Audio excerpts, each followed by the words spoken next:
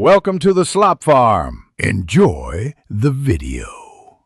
You start by confirming your hardware and files are ready.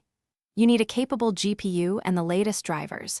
Once updated, open Rainbow 6 settings and export or backup the config files so you can revert if something breaks.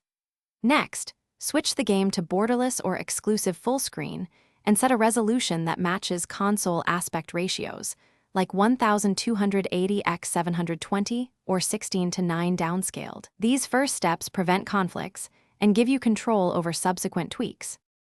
Now you perform the detailed adjustments that create the console look. Reduce FOV to console values and enable or tune motion blur and color grading to soften contrast. This recreates the console camera behavior. Use post-process scaling or a shader tool to mimic console pixel scaling and avoid ultra-crisp PC sharpening.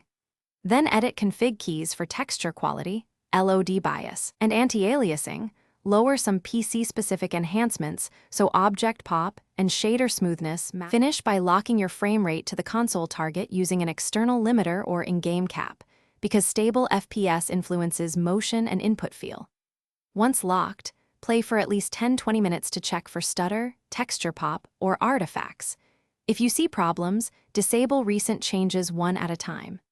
If anything breaks badly, restore the backed up config and ensure drivers and mods are compatible. A single troubleshooting tip: if stutter persists, set power management to maximum performance and retest.